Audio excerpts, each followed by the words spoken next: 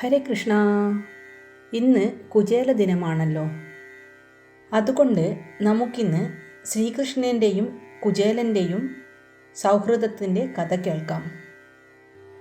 ഉജ്ജയിനിലെ സാന്ദീപനി മഹർഷിയുടെ ആശ്രമത്തിലായിരുന്നു ശ്രീകൃഷ്ണനും സുദാമാവും വിദ്യ അഭ്യസിച്ചിരുന്നത്.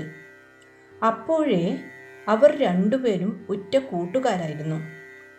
അവർ വേദങ്ങളും ശാസ്ത്രങ്ങളും പഠിക്കുന്നതിനൊപ്പം തന്നെ ഗുരുപത്നിക്ക് വേണ്ട എല്ലാ സേവനങ്ങളും ചെയ്തു കൊടുത്തിരുന്നു. വിറകു ശേഖരിക്കാൻ കാട്ടിൽ പോവുകയും ഭിക്ഷയെടുക്കുകയും ഒക്കെ അവർ രണ്ടുപേരും ഒന്നിച്ചായിരുന്നു ചെയ്തിരുന്നത്. കൃഷ്ണൻ രാജകുടുംബാംഗവും സുദാമാവ് ദരിദ്രനുമായിരുന്നിട്ടുകൂടി അവരുടെ സൗഹൃദത്തിൽ ഈ വ്യത്യാസങ്ങൾ ഒരിക്കലും പ്രശ്നമായിരുന്നില്ല. അവരുടെ സൗഹൃദം പണത്തെക്കാളും സ്ഥാനമാനങ്ങളെക്കാളും വലുതായിരുന്നു. ഒരു ദിവസം ഗുരുപത്നി ആശ്രമത്തിലേക്ക് വേണ്ടി വിറക് ശേഖരിച്ചു കൊണ്ടുവരാൻ ശ്രീകൃഷ്ണനെയും സുദാമാവിനെയും കാട്ടിലേക്ക് അയച്ചു. അപ്പോൾ അവർക്ക് കഴിക്കാനായി ഒരു പൊതിയിൽ കുറച്ച് കടലയും കൊടുത്തയച്ചിരുന്നു. ഈ കടല ഗുരുപത്നിക്ക് കിട്ടിയത് എങ്ങനെയാണെന്നും കൂടെ തന്നെ കുചേലൻ ദരിദ്രനായി മാറിയതിന് പിന്നിലുള്ള ഐതിഹ്യം എന്തെന്നും നമുക്കൊന്ന് നോക്കാം. കുചേലൻ ദരിദ്രനായി മാറിയതിന് പിന്നിലുള്ള ഐതിഹ്യം ഇതാണ്. ഒരു ഗ്രാമത്തിൽ ഭക്തയായ ഒരു ബ്രാഹ്മണ സ്ത്രീ ഉണ്ടായിരുന്നു. ദരിദ്രയായ അവർ ഭിക്ഷയാചിച്ചാണ് ജീവിതം കഴിച്ചു പോന്നത്. പല ദിവസങ്ങളിലും അവർ പട്ടിണിയായിരുന്നു. ഒരു ദിവസം ഭിക്ഷയാചിച്ച് കിട്ടിയത് കുറച്ച് കടലയായിരുന്നു. അത് ഭഗവാന് നേദിച്ച ശേഷം കഴിക്കാമെന്ന് വിചാരിച്ച അവർ ക്ഷീണം കാരണം ഉറങ്ങിപ്പോയി. ആ രാത്രി അവിടെ കയറിയ കള്ളന്മാർ ഈ പൊതി കണ്ടിട്ട് സ്വർണ്ണ നാണയമെന്ന് കരുതി അവരത് മോഷ്ടിച്ചു. അപ്പോഴേക്കും ഉണർന്ന ആ വൃദ്ധ ബഹളം വെച്ചു. അപ്പോൾ കള്ളന്മാർ ഓടി രക്ഷപ്പെട്ടു. ആ കള്ളന്മാർ എത്തിച്ചേർന്നത് സാന്ദീപനി മുനിയുടെ ആശ്രമത്തിലായിരുന്നു. അവിടെയാണല്ലോ കൃഷ്ണനും സുദാമാവും വിദ്യ അഭ്യസിക്കുന്നത്. അങ്ങനെ ആ ആശ്രമത്തിലെത്തിയ കള്ളന്മാർ അവിടെ കുറേ സമയം ഒളിച്ചിരുന്നു. ഒടുവിൽ അവർ അവിടെ നിന്നും പോകുമ്പോൾ ആ കടലപ്പൊതി അവിടെ ഉപേക്ഷിച്ചിട്ടാണ് പോയത്. ഇതൊന്നും അറിയാതെ ആ ബ്രാഹ്മണ സ്ത്രീ, എൻ്റെ കടല ആര് ഭക്ഷിക്കുന്നുവോ അവർ ദരിദ്രരായി പോകട്ടെ എന്ന് ശപിച്ചു. പിറ്റേന്നു രാവിലെ സാന്ദീപനി മഹർഷിയുടെ പത്നിക്ക് ആശ്രമത്തിനകത്തു നിന്നും ഈ കടലപ്പൊതി കിട്ടി. അന്നായിരുന്നു ശ്രീകൃഷ്ണനും സുദാമാവും കാട്ടിൽ വിറക് ശേഖരിക്കാൻ പോകുന്നത്. അവർ കാട്ടിലേക്ക് പോകാൻ തുടങ്ങുമ്പോൾ രണ്ടുപേരും വിശക്കുമ്പോൾ ഇത് കഴിച്ചോളൂ എന്ന് പറഞ്ഞുകൊണ്ട് ഗുരുപത്നി ആ കടലപ്പൊതി അവർക്ക് കൊടുത്തു. അത് സുദാമാവിൻ്റെ കയ്യിലായിരുന്നു കൊടുത്തിരുന്നത്. ജന്മന ബ്രഹ്മജ്ഞാനിയായ സുദാമാവിന് ഈ പൊതി കയ്യിൽ കിട്ടിയപ്പോൾ തന്നെ അതിൻ്റെ രഹസ്യം മനസ്സിലായിരുന്നു. അതായത് ആ ബ്രാഹ്മണ സ്ത്രീയുടെ ശാപം ഉള്ള കടലയാണ് അത് എന്നും അത് കഴിച്ചാൽ ദരിദ്രരായി പോകുമെന്നും സുദാമാവിന് മനസ്സിലായിരുന്നു. ഗുരുപത്നി പറഞ്ഞ പ്രകാരം കടല തങ്ങൾ രണ്ടുപേരും കൂടി കഴിച്ചാൽ തൻ്റെ പ്രിയ സുഹൃത്തായ കൃഷ്ണനും ദരിദ്രനായി മാറുമെന്നും അപ്പോൾ ഈ സൃഷ്ടി മുഴുവൻ ദാരിദ്ര്യം അനുഭവിക്കേണ്ടി വരുമെന്നും മനസ്സിലാക്കിയ സുദാമാവ് ശ്രീകൃഷ്ണന് കൊടുക്കാതെ കടല മുഴുവനും ഒറ്റയ്ക്ക് കഴിച്ച് ദാരിദ്ര്യത്തിൻ്റെ ശാപം സ്വയം വരിച്ചു. ഇങ്ങനെയാണ് സുദാമാവ് ദരിദ്രനായി മാറിയതിൻ്റെ പിന്നിലുള്ള ഐതിഹ്യം. അങ്ങനെ കൃഷ്ണനും സുദാമാവും കാട്ടിലെത്തി വിറക് ശേഖരിക്കുന്ന സമയത്താണ് പെരുമഴയും കൊടുങ്കാറ്റും വന്നത്. ഇടിയോടുകൂടിയ അതിശക്തമായ മഴ, ശക്തമായ കൊടുങ്കാറ്റും തണുപ്പും. അവർ വലഞ്ഞു. ഇരുട്ടും തണുപ്പും വർദ്ധിച്ചതോടെ അവർക്ക് ആശ്രമത്തിലേക്കുള്ള വഴി കണ്ടെത്താൻ കഴിഞ്ഞില്ല.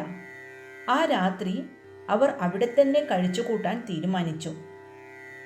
അവർ അന്നു രാത്രി ഒരു മരപ്പൊത്തിലാണ് കഴിച്ചുകൂട്ടിയത്. അപ്പോഴാണ് സുദാമാവ് ആ കടലപ്പൊതി എടുത്ത് സ്വന്തമായി കഴിച്ച് ആ ശാപം മുഴുവൻ ഏറ്റുവാങ്ങിയത്. പിറ്റേന്ന് രാവിലെ സാന്ദീപനി മഹർഷി അവരെ അന്വേഷിച്ച് കാട്ടിലെത്തി. അവരെ കണ്ടുപിടിച്ച് അവരെ ചേർത്ത് പിടിച്ച് മഹർഷി ഇങ്ങനെ അനുഗ്രഹിച്ചു: നിങ്ങൾ എനിക്കു വേണ്ടി കഠിനമായ ദുരിതം സഹിച്ചു.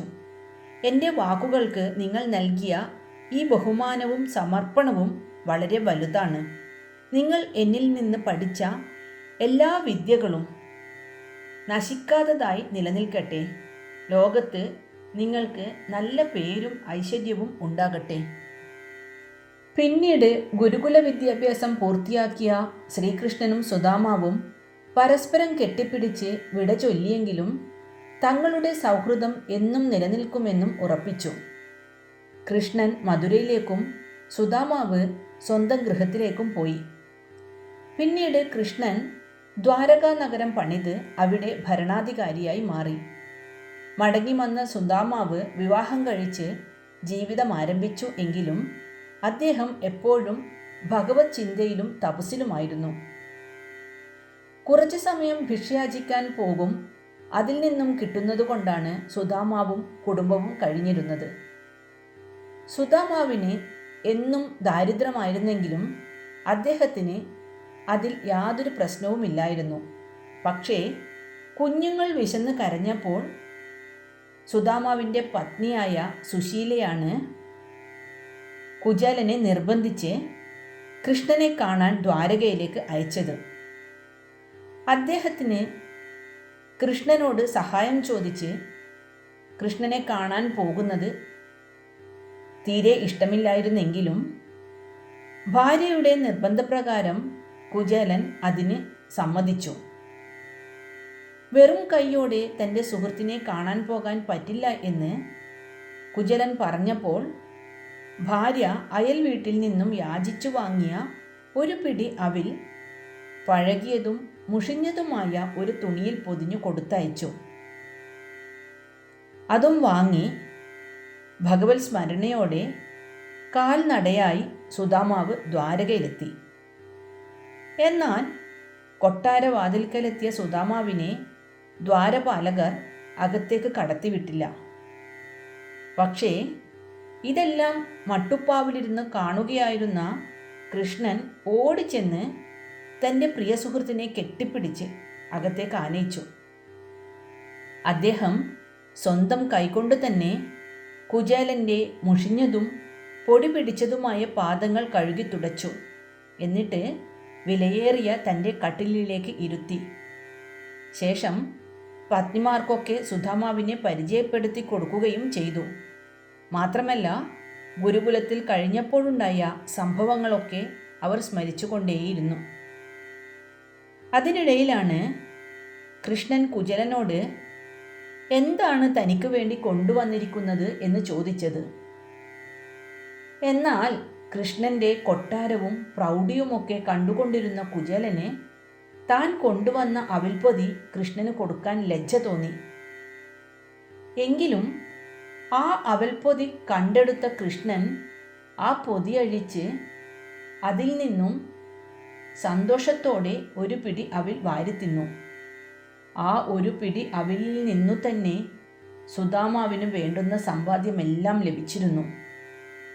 എങ്കിലും രണ്ടാമത്തെ പിടി വാരാൻ തുനിഞ്ഞ കൃഷ്ണൻ്റെ കൈകളിൽ രുക്മിണി ദേവി പിടുത്തമിട്ടു. എന്നിട്ട് പറഞ്ഞു, അദ്ദേഹം ഇപ്പോൾ കഴിച്ച ഒരു പിടിയിൽ നിന്ന് തന്നെ അദ്ദേഹത്തിന് ആവശ്യത്തിലധികം സമ്പത്ത് കിട്ടി. ഇനിയും അങ്ങ് ഇത് കഴിച്ചാൽ ഞാൻ അദ്ദേഹത്തിൻ്റെ ദാസിയായി അദ്ദേഹത്തിൻ്റെ കൂടെ പോകേണ്ടി വരും. ഇതു കേട്ട കണ്ണൻ പുഞ്ചിരിയോടെ ആ പിടി അവിൽ രുക്മിണി ദേവിക്ക് സമ്മാനിച്ചു. അന്നു രാത്രി അവിടെ കഴിച്ചുകൂട്ടിയ സുദാമാവ് പിറ്റേന്ന് സ്വന്തം ഗൃഹത്തിലേക്ക് യാത്ര തിരിച്ചു. എന്നാൽ അദ്ദേഹം കണ്ണനോട് തൻ്റെ ദാരിദ്ര്യത്തെക്കുറിച്ചോ തനിക്ക് എന്തെങ്കിലും സഹായം ചെയ്തു തരണമെന്നതോ ഒന്നും പറഞ്ഞിരുന്നില്ല.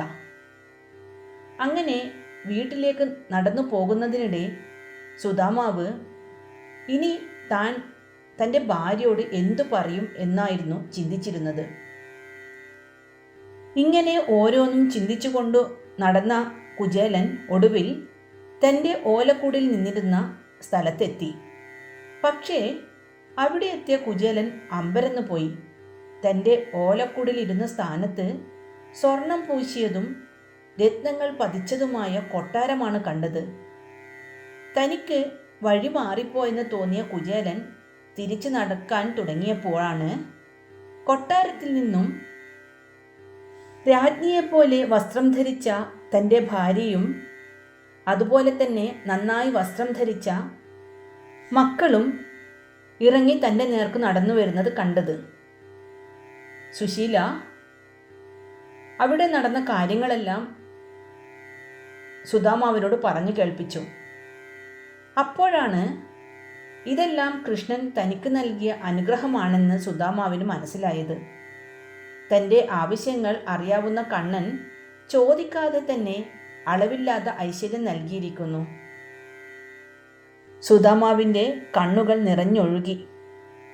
കൃഷ്ണനും സുദാമാവും തമ്മിലുള്ള സൗഹൃദം നിസ്വാർത്ഥമായ സ്നേഹത്തിൻ്റെയും ഭക്തിയുടെയും ഏറ്റവും ഉത്തമമായ മാതൃകയായി കണക്കാക്കപ്പെടുന്നു. ഹരേ കൃഷ്ണ.